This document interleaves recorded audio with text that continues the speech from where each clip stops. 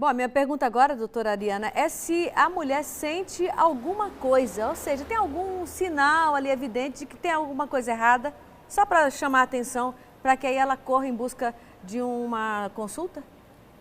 Quando o câncer é inicial, ele não dá sintomas, mas aí que é importante fazer o rastreio para a detecção do câncer na forma inicial.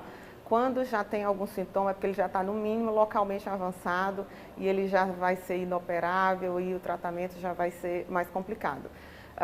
Quando ele está localmente avançado, os sintomas podem ser dor pélvica, ou seja, dor no pé da barriga, corrimento, dor na relação sexual, sangramento na relação sexual, dificuldade para urinar, dificuldade para evacuar, entre outros. O HPV, necessariamente, todo mundo que tem, de repente, a confirmação de que teve HPV ou está com HPV, isso vai significar que aquela pessoa já está com câncer de colo de útero ou não? Não. 100% dos casos de câncer de colo de útero estão relacionados à infecção pelo vírus HPV. Mas a maioria das infecções por vírus HPV vão ser eliminadas através dos anos. A imunidade da pessoa elimina esse vírus HPV. Um pequeno nicho de pessoas não elimina o vírus e há um tempo de mais ou menos 10 anos entre a infecção do vírus HPV pode desenvolver um câncer de colo de útero. A vacina do HPV, que previne esse vírus no organismo, ela foi preconizada muito recentemente, salvo engano, na última década, não é isso mesmo? Exato. Ou seja, nós só vamos perceber esse resultado quando essa geração estiver ali na faixa dos 25 anos, né? Ou já próximo a isso, seria isso? Exatamente. O impacto da vacinação em massa das crianças nessa faixa etária, a gente só vai perceber daqui a 20 anos, mais ou menos, né? Por exemplo, o mundo inteiro segue o exemplo da Austrália, que é um país imenso e que em 2007 começou essa vacinação em massa das crianças e o exame ginecológico anual regular das mulheres em idade sexualmente ativa. De 2007 para cá, atualmente, só tem 4 mil casos de câncer de colo de útero a cada 100 mil habitantes em um país imenso como a Austrália. Estima-se que em 20 anos não vai haver nenhum caso mais de câncer de colo de útero lá. Ou seja, nós no Brasil temos que seguir o exemplo da Austrália e vacinar a população das crianças em massa. Certo. Agora eu quero levantar um outro aspecto e a senhora acabou de dizer que o HPV está relacionado, em sua maioria, aos casos de câncer de colo de útero. No entanto, o câncer de colo de útero pode se desenvolver mesmo sem infecção do vírus HPV, não pode? Não, o contrário. 100% dos casos de câncer de colo de útero tem infecção pelo HPV, mas nem toda infecção pelo HPV vai levar a um câncer de colo de útero, porque ao longo do tempo o organismo pode eliminar esse vírus, depende de vários fatores, né? Fatores sexuais, fatores genéticos, fatores de imunidade, entendeu? Certo. Por que eu estou chamando a atenção para esse aspecto e aí a senhora me disse o contrário? Eu vou mostrar a reportagem agora do Portal G1, está disponível aí no Portal G1. Olha esse segundo parágrafo. Ainda que raramente, por isso eu lhe perguntei, é possível desenvolver o câncer de colo do útero mesmo sem a infecção pelo vírus HPV? Entre os fatores de risco estão o tabagismo, o início muito precoce da vida sexual e, de acordo com alguns estudos, o uso prolongado de anticoncepcionais. Mas isso, claro, é muito raro, por isso se recomenda não interromper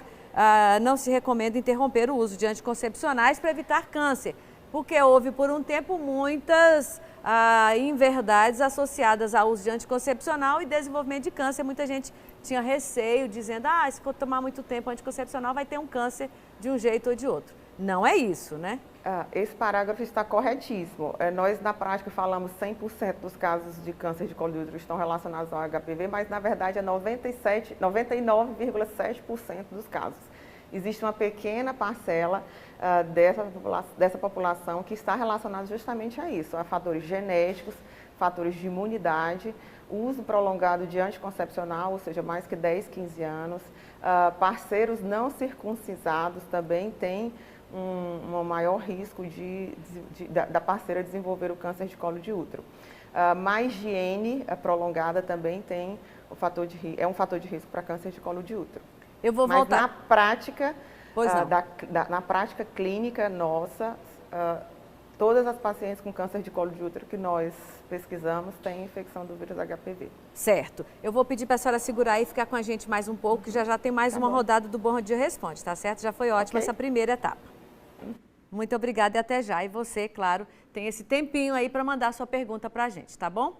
Falando sobre câncer de colo de útero, considerado o terceiro tumor maligno mais presente nas mulheres, atrás do câncer de mama, por exemplo. Sobre o assunto, a gente está conversando com a médica oncologista Ariana Salles Luz. Doutora Ariana, chegou uma pergunta aqui para a gente no intervalo. A mulher disse que tem 52 anos, há 10 anos fez esterectomia, que é aquela retirada completa do útero, né? E aí questiona, mesmo sem o útero, devo fazer preventivo todos os anos? Não, se for...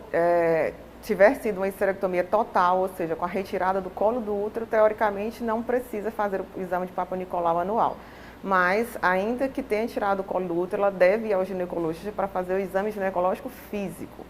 Porque existe ainda risco de câncer de vulva e de vagina pelo vírus HPV, pela infecção do vírus HPV.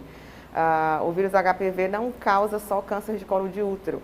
Causa câncer de vagina, de vulva, de pênis, de canal anal e de garganta. Certo. Outra pergunta que chegou aqui pelo WhatsApp, a pessoa diz, mesmo sem ter vida sexual ativa, eu posso desenvolver o câncer de colo de útero? Se ela tiver tido uma única relação sexual e ela tiver contraído o vírus HPV nessa relação sexual e não tiver eliminado esse vírus com o passar dos anos, ela pode ter câncer de colo de útero, em 10, 15 anos, sim. Por isso a importância de ir ao ginecologista anualmente. Certo. Então vamos levar em conta que esse vírus pode ficar ali guardadinho um tempão no organismo sem dar qualquer sinal, indo se desenvolver lá na frente, é isso? Exatamente. Fica no sangue e nas secreções orgânicas. Certo. Vamos para a pergunta gravada agora da Elisa. Bom dia, meu nome é Elisa. Gostaria de saber se tem como prevenir esse câncer. Sim, ele inclusive é quase que completamente evitável através da vacinação contra o vírus HPV, que é disponibilizada pelo SUS em qualquer posto de saúde na faixa etária das meninas dos 9 aos 14, 15 anos e dos meninos dos 10 aos 14, 15 anos. Certo. Vamos para a pergunta da Paula agora. Olá, bom dia. Meu nome é Paula. Eu gostaria de saber se o câncer de colo de útero, se ele é hereditário. Raríssimas vezes ele pode ser hereditário, ele entra naquelas causas de fatores genéticos de 0,3%, mas na grande maioria das vezes não tem nada a ver com a parte genética, é mesmo estilo de vida. A relação sexual desprotegida. Certo. Doutora Ariana, a senhora me corrija se eu estiver errado, mas no ano passado, em março, o Ministério da Saúde ampliou o grupo que tem direito a receber essa vacina contra o HPV. A gente fala especificamente dos adolescentes, ali, crianças que estão entrando na adolescência, mas mulheres imunossuprimidas também, aquelas que estão com o sistema imunológico fragilizado por alguma condição específica, até os 45 anos podem tomar também essa vacina, não é mesmo? Exatamente. A recomendação para os adultos já sexualmente ativos é uma recomendação fraca, porque eles já provavelmente tiveram contato com o vírus HPV em alguma relação sexual no passado. Mas, na prática clínica, nós indicamos a vacinação para os adultos, principalmente para pacientes imunodeprimidos, por exemplo, que estão fazendo quimioterapia, que têm HIV, que estão fazendo radioterapia, até os 45 anos. Agora, pois não, pode continuar. Inclusive, ela é de graça nos postos de saúde para essa população também. Certo. Agora vamos para a pergunta do Matheus. Olá, bom dia. Meu nome é Matheus. E eu queria saber em quanto tempo o câncer de colo de útero se desenvolve. Desde a infecção pelo vírus HPV, o tempo médio de desenvolvimento do câncer de colo de útero é 10 anos. Então, não tem como a paciente ter a infecção pelo vírus HPV se ela fizer o exame ginecológico do Papa Nicolau anualmente. É quase que impossível ela desenvolver um câncer de colo de útero, porque nesse exame a gente consegue detectar lesões precursoras, ou seja, lesões de risco para que se desenvolva um câncer no futuro, e ela pode ser tratada ainda na forma de pré-câncer. Pois é, aí agora a minha pergunta, doutora, por que às vezes, em alguns casos, tem a curetagem ali, que é feita lá na consulta ginecológica ou no acompanhamento ginecológico dessa mulher naquilo ali, não quer dizer que ela está com câncer já não, né? Não. Às vezes nós temos lesões de risco, de baixo risco e de alto risco para que se desenvolva câncer.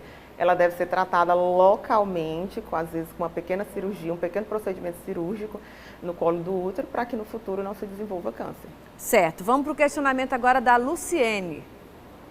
Bom dia, meu nome é Luciene. Eu gostaria de saber qual as chances de cura para o câncer do colo do útero. Se ele for detectado inicialmente, a chance de cura é quase que 100%. Por isso a importância do rastreio, por isso nós batemos tanto na tecla do rastreio anual do câncer de colo de útero. A mulher que participou da reportagem, que tem o câncer de colo de útero, informou que sente dores na região pélvica, disse também que passou por quimioterapia e vai ter que, pelo jeito, retomar mais sessões de tratamento. Isso demonstra agressividade e já um estágio que seria, em tese, mais avançado? No mínimo, localmente avançado pelos sintomas, já é o câncer daquela paciente. Ela provavelmente não fazia o exame ginecológico anual desde a primeira relação sexual e quando foi fazer já tinha sintomas, ou seja, já era um câncer localmente avançado no mínimo. A gente está tratando especificamente do colo de útero, a mulher que teve contato com o vírus HPV, mas e o homem que de repente foi o responsável pela transmissão, vamos dizer assim, se é que a gente pode apontar um responsável? Ele também precisa procurar algum tipo de exame, algo semelhante, doutor, ou não? Sim, ele precisa procurar o urologista e fazer o exame chamado peniscopia, que é a coleta de células de dentro do pênis, do canal peniano, para que seja feita a pesquisa do vírus HPV. Certo.